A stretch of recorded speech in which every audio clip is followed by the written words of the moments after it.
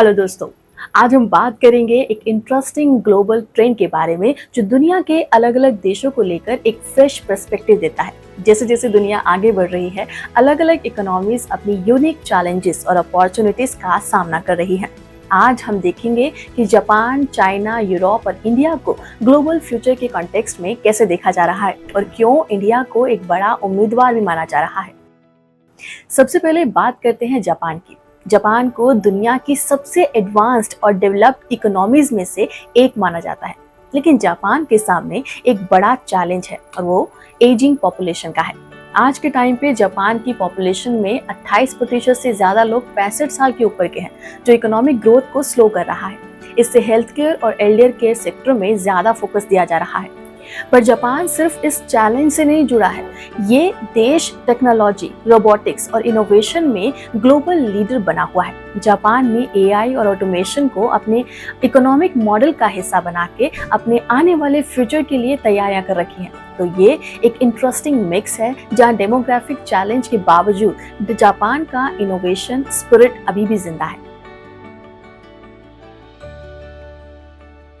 अब बात करते हैं चाइना की, जिसे दुनिया का मैन्युफैक्चरिंग पावर हाउस माना जाता है। चाइना ने अपनी इकोनॉमी को रैपिड इंडस्ट्रियलाइजेशन और एक्सपोर्ट के जरिए बढ़ा दिया है। ये दुनिया के सेकेंड लार्जेस्ट इकोनॉमी बन चुकी है, लेकिन चाइना में एक और एस्पेक्ट है, स्ट्रिक्ट गवर्नमेंट कंट्रोल का।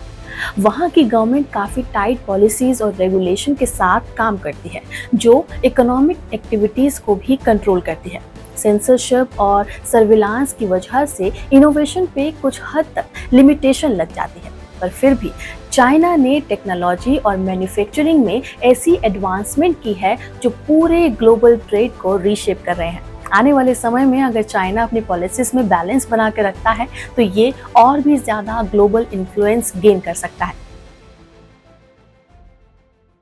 यूरोप को अक्सर एक हेरिटेज हब के रूप में देखा जाता है। यहाँ के एंशिएंट सिटीज, म्यूजियम्स और कल्चरल लैंडमार्क दुनिया भर के टूरिस्ट को अट्रैक्ट करते हैं। लेकिन यूरोप सिर्फ अपने पास्ट को ही नहीं बल्कि अपने फ्यूचर पर भी फोकस कर रहा है। यूरोप अब ग्रीन टेक्नोलॉजी, सस्टेनेबिलिटी और हाई क्वालिटी मैन्युफैक्चरिंग में लीडरशिप कर रहा है।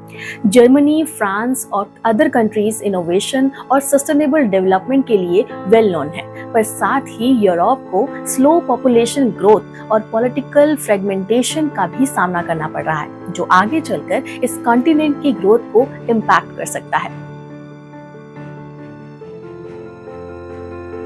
लेकिन यूरोप ने अपनी टेक्नोलॉजिकल कैपेबिलिटीज और एनवायरमेंटल लीडरशिप के जरिए अपने लिए एक नई डायरेक्शन तय की है।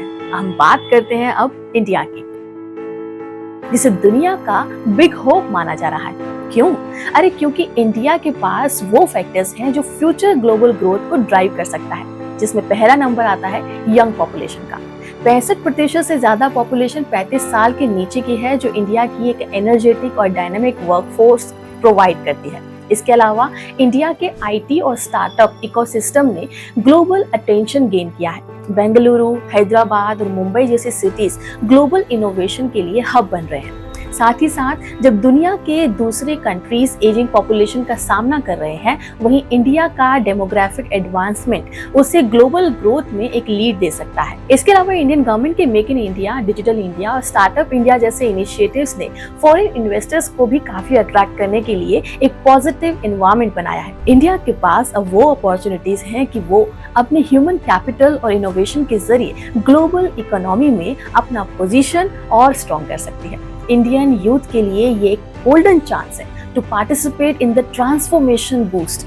दोस्तों, दुनिया के अलग अलग रीजन्स अपने यूनिक चैलेंजेस और स्ट्रेंथ के साथ फ्यूचर में कंट्रीब्यूट करेंगे। जापान का टेक्नोलॉजिकल इनोवेशन, चाइना का मैन्युफैक्चरिंग स्ट्रेंथ, यूरोप का सस्टेनेबल ग्रोथ मॉडल और इंडिया का dynamic workforce, all of this will together shape the future of the global economy.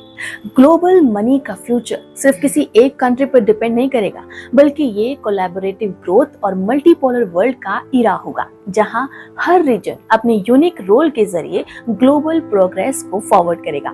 India के पास अभी एक बड़ी अपॉर्चुनिटी है अपने इकोनॉमिक स्ट्रेंथ को ग्लोबल प्लेटफॉर्म पर शोकेस करने की।